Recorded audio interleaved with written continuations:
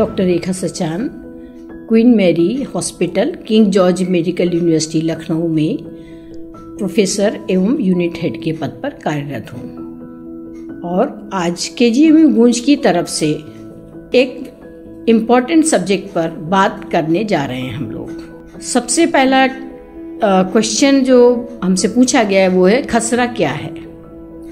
खसरा एक तरह की बीमारी है जो कि बच्चों में पाया जाता है।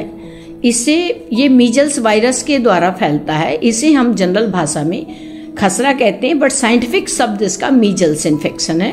और मीजल्स वायरस मीजल्स इन्फेक्शन करता है। और मीजल्स इन्फेक्शन के लक्षण क्या हैं? बेसिकली जब भी ये इन्फेक्शन होगा तो किसी बच्चे को या बड़े को, दोनों को ही, बच्चों में थोड़ा ज़्यादा सीरियस रूप इसलिए ले लेता है क्योंकि बच्चों में इम्यूनिटी नहीं होती है। तो बच्चे को पहले फीवर आएगा, हाई ग्रेड फीवर आता है इसमें। और फीवर के साथ बच्चे में छोटे छोटे दाने, ऐसा लगेगा जैसे पानी से भरे हुए दाने, जिसे हम वेसिकल्स कहते हैं, वो वेसिकल्स बन जाते हैं। और वो वेसिकल्स आगे चल करके छोटे छोटे कई वेसिकल्स मिलकर एक बड़ा वेसिकल बना लेते हैं। और वो वेसिकल जब फटता है तो वो एक साधारण भाषा में हम कहें तो उसे फोड़े का रूप या एब्सेस का रूप ले लेता है। वो बस्ट होता है तो उसमें अल्सर बन जाता है, खुला हुआ अल्सर दिखाई देता है। और इस स्टेज पे बच्चा बहुत ज़्यादा इन्फेक्टेड होता है और वो बहुत तेजी से वायरस स्प्रेड कर सकता है कम्युनिटी के और बच्चों को। इसीलिए कहते हैं अगर किसी बच्चे को खसरा की बीमारी है तो उस बच्चे को बाहर स्कूल नहीं जाना चाहिए, बाहर के दूसरे बच्चों के साथ नहीं खेलना चाहिए, क्योंकि ये 14 डेज तक इसमें टाइम लगता है इसको पूरी तरह से नॉर्मल होने में। तो इस 14 डेज में अगर बच्चा किसी के भी संपर्क में आता है, दूसरे बच्चे के संपर्क में आता है, तो वो उस बच्चे को भी खसरा कर सकता है। इसलिए ये इन्फेक्टिव, बहुत ही highly contagious disease, contagious means बहुत ज़्यादा तेजी से फैलने वाली बीमारी होती है। इसीलिए जब ये फैलती है तो पूरे के पूरे गांव, पूरे के पूरे शहर के इलाकों में फैल जाती है। तो इसमें ये बहुत इंपॉर्टेंट ध्यान देने वाली बात है कि जब भी किसी को बच्चे में खांसी, जुकाम, बुखार के साथ ये वेसिकल जैसे दाने दिखें और वो फटे, उनसे पानी निकले और वो पस की तरह अल्सर का रूप ले ले बाद में, तो ऐसे समय में समझ जाना चाहिए कि बच्चे को खसरे की बीमारी हो गई है। पहले हम कहते थे छोटी माता बड़ी माता। स्मॉल पॉक्स आजकल इरेडिकेट हो चुका है, तो पहले स्मॉल पॉक्स होता था, उसमें भी वेसिकल से बनते थे। और ये इसका सबसे बड़ा ड्रॉबैक क्या है, जिस बच्चे को होगा उस बच्चे के चेहरे पर जिस अंग में है वहां पर ये निशान छोड़ देगा। अगर इसका ये वायरस आंख में चला जाता है तो आंख की कंजंक्टिवा को खराब कर देगा और बच्चे को आगे चल के हो सकता है आंख से ठीक से दिखाई ना दे, उसको आपको कार्निया ट्रांसप्लांट करना ना पड़े, हो सकता है कार्निया को पूरी तरह डैमेज कर दे, बच्चा आंख से अंधा भी हो जाए। तो ये इतना सिंपल नहीं है, इसको हम इतना साधारण हमें नहीं मानना चाहिए कि नहीं बहुत साधारण सी चीज़ है। बच्चे के लिए ये बच्चे को आगे चल के बहुत सारे कॉम्प्लिकेशंस पैदा कर सकता है। इवन कभी कभी ब्रेन में पहुंच जाता है तो बच्चे को इंकेफेलाइटिस तक हो जाती है। तो जब भी आपको पता चलता है कि बच्चे को खसरा है तो आप सबसे पहला बात कि बच्चे को आइसोलेट कर दीजिए और लोगों के संपर्क में मत आने दीजिए। इसके दो फायदे, एक तो बच्चा जिसके संपर्क में आएगा उसको इन्फेक्शन हो सकता है, दूसरा बच्चा जिसके संपर्क में आएगा उसका इन्फेक्शन बच्चे को बड़ी तेजी से लग सकता है क्योंकि उस समय बच्चे का शरीर बहुत कमजोर होता है। तो बच्चे को आइसोलेट कर देना सबसे पहला स्टेप होता है। दूसरा स्टेप होता है क्योंकि इसका कोई ऐसा वायरस का कोई मतलब दवा नहीं बनी है, बहुत कॉम्प्लिकेटेड केसेस में कुछ एंटीवायरल ड्रग्स हैं जो यूज की जा सकती हैं, बट बहुत बड़ा कोई बेनिफिट नहीं है उन एंटीवायरल ट्रीटमेंट का। तो सबसे इम्पॉर्टेंट है कि बच्चे को आइसोलेट करना, बच्चे को साफ सुथरा रखना, उसके खान पीन बिल्कुल हाइजीनिक हो, जरा सा भी इन्फेक्शन ना जाने पाए, बहुत सिंपल वाला खाना, कोई तेल मसाला मिर्च ये सब नहीं होनी चाहिए खाने में, बहुत लिक्विड वाला डाइट हो, सेमी सॉलिड डाइट हो ताकि आते आसानी से उसको पचा सकें। और बच्चे को बहुत ध्यान देने की जरूरत होती है और बुखार बिल्कुल ना रहने दें। बुखार के लिए उसे पैरासीटामोल देते रहें और कोल्ड स्पंजिंग करें, अगर साफ कपड़े से लेकिन करें और साफ पानी से करें, क्योंकि जरा भी अगर गंदा कहीं लगा तो उन खुले हुए अल्सर्स में तुरंत इन्फेक्शन हो जाएगा। यूजुअली मीजल्स की वजह से बच्चे की डेथ नहीं होती, जब भी बच्चे की डेथ होती है तो सुपर हेडेड इन्फेक्शन की वजह से होती है, जो हमारे बाहरी संक्रमण और लग जाते हैं बच्चे को, उसकी वजह से होती है।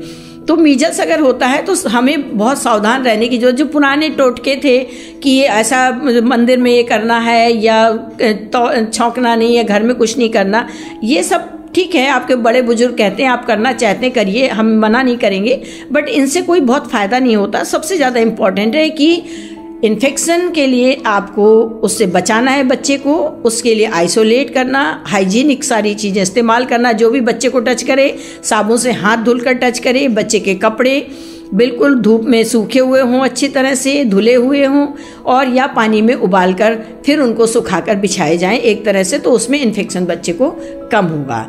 अब रही बात कि अगर खसरा नहीं हुआ है और बच्चा पैदा हुआ है तो हमारा क्या कर्तव्य है। हर माँ बाप का कर्तव्य होता है कि अपने बच्चे को अपने बच्चे का टीकाकरण जरूर कराए। टीकाकरण में सभी जगह फ्री में वैक्सीन अवेलेबल है। यूजुअली अगर आप बाहर से खरीदते हैं तो MMR वैक्सीन आती है, मीजल्स मम्स रूबेला वैक्सीन, जो कि नेशनल जो हमारा इम्यूनाइजेशन प्रोग्राम है उसमें MMR वैक्सीन ही रिकमेंडेड है। बट हमारे पास आती है MR वैक्सीन, जिसे हम कहते हैं मीजल्स एंड रूबेला के लिए। रूबेला स्पेशली बॉयज़ के लिए इम्पॉर्टेंट है, उससे ज़्यादा गर्ल्स के लिए इम्पॉर्टेंट है, क्योंकि अगर बच्चियों को रूबेला इन्फेक्शन हो गया तो सबसे बड़ी बात है कि आगे चल के उनकी जो भी वो जब प्रेग्नेंट होंगी तो जो उनके बच्चे पैदा होंगे उन बच्चों में कंजेनाइटल डिफेक्ट हो जाएंगे और उसे हम रूबेला सिंड्रोम कहते हैं। तो ये बच्चियों के लिए बहुत ज़्यादा इम्पॉर्टेंट है। इवन हम कहते हैं कि कुछ महिलाएं शादी से पहले भी उसको लगवा लें, या शादी के बाद अगर कभी ऐसी सिचुएशन आती है तो लगवाएं, तो कम से कम 3 महीने तक फिर प्रेगनेंसी ना प्लान करें। तो इसीलिए ये जो हमारा इस कॉन्सेप्ट को डेवलप किया गया, रूबेला को ऐड ऑन किया गया, क्योंकि ये महिलाओं के लिए और बच्चियों के लिए बहुत इम्पॉर्टेंट है। और मीजल्स तो सभी के लिए इम्पॉर्टेंट है कि मीजल्स हमें इरेडिकेट करना है। हमने जैसे स्मॉल पॉक्स और पोलियो इरेडिकेट किया है, वैसे ही गवर्नमेंट का एम है और हमारा एम है कि मीजल्स भी इरेडिकेट हो जाए। अभी हमारे यहाँ जितनी भी वर्ल्ड में डेथ हो रही है उनमें जो इंडिया का कंट्रीब्यूशन है लगभग 35% है मीजल्स से होने वाली डेथ में। तो अभी बहुत बड़ी संख्या हमारे यहाँ प्रभावित हो रही है, जिसे हमें रोकना है। इसलिए वैक्सीनेशन बहुत इंपॉर्टेंट रोल प्ले करता है इसमें। तो सभी माताओं से निवेदन है कि वो अपने बच्चों को MR वैक्सीन जरूर लगवाएं। अब कब लगवाएं, क्योंकि आप पहले DPT लगवाते हैं, BCG ओरल पोलियो आप बर्थ के समय ही दे देते हैं, ये थोड़ा बाद में लगती है तो लोग भूल जाते हैं। 12 से 14 महीने के बीच में जब बच्चा आपका थोड़ा बड़ा हो जाए तो आप जाकर के उसको टीकाकरण जरूर कराएं। लेकिन पहले था कि डेवलपिंग कंट्री में थोड़ा वैक्सीन की प्रॉब्लम आती थी, कोल्ड चेन की प्रॉब्लम है, बस इतनी सप्लाई नहीं, इंफ्रास्ट्रक्चर नहीं, तो हम लोग 1 डोज लगाते हैं। बट आज डेवलप्ड कंट्री शुरू से ही 2 डोजेस लगा रही हैं और हम ये रिकमेंड करते हैं। अब हमारे यहाँ भी 2 डोज ही लगती हैं। एक अगर हमने 12 से 14 महीने में लगवाई है तो दूसरी हमें जो है 18 से 24 महीने के बीच में लगभग मतलब 1 साल पे लगवा देनी चाहिए दूसरी डोज हर हाल में। और कभी कभी अगर आप भूल भी जाते हैं तो वैक्सीन आप थोड़ा लेट भी लगवा सकते हैं, बट लगवा जरूर लीजिए, क्योंकि जब आप 1 डोज लगवाते हैं ना तो उससे अगर आप 12 महीने से पहले लगवाते हैं, बहुत अर्ली अगर लगा भी दी जाए तो क्या होता है, बच्चे का इम्यून सिस्टम उतना अच्छा नहीं होता, तो उतनी अच्छी एंटीबॉडी डेवलपमेंट, उतना अच्छा इम्यूनिटी उसको नहीं मिल पाती है। इसीलिए उसको 2nd डोज रिकमेंड की गई है और बहुत जल्दी लगवाने का कोई मतलब नहीं है। इसलिए 12 महीने के आसपास आप पहली डोज लगवाइए, दूसरी डोज आप 24 महीने के आसपास मतलब 1 साल पे उसको जरूर लगवा दीजिए, ताकि जो अगर पहली डोज में कुछ इम्यूनिटी कम रह गई हो तो दूसरी डोज से उसे कंप्लीट इम्यूनिटी मिल जाए, ताकि आगे आपका बच्चा सुरक्षित रहे।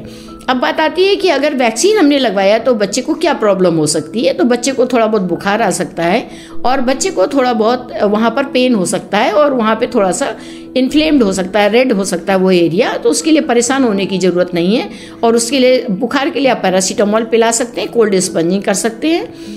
अगर रेड हो गया है तो वहाँ पर आप बर्फ की ठंडी सिकाई कर सकते हैं। वहाँ गर्म सिकाई कभी नहीं करनी चाहिए, क्योंकि ये सारे जितने भी हमारे वैक्सीन्स होते हैं इनकी क्वालिटी डाउन हो जाती है अगर हम गर्म चीज़ से सिकाई करते हैं, इसलिए हमेशा ठंडी सिकाई ही करनी चाहिए। अभी मैंने आपको खसरे से संबंधित या मीजल से संबंधित काफ़ी जानकारी दी है। यदि आपको लगता है कि कोई अभी आपकी क्वेरीज सॉल्व नहीं हुई है या कोई आपके माइंड में विचार आ रहे हैं तो आप इस वीडियो पर कमेंट कर सकते हैं, उसकी जानकारी आपको आगे मिल जाएगी नेक्स्ट वीडियो में। Thank you. KGM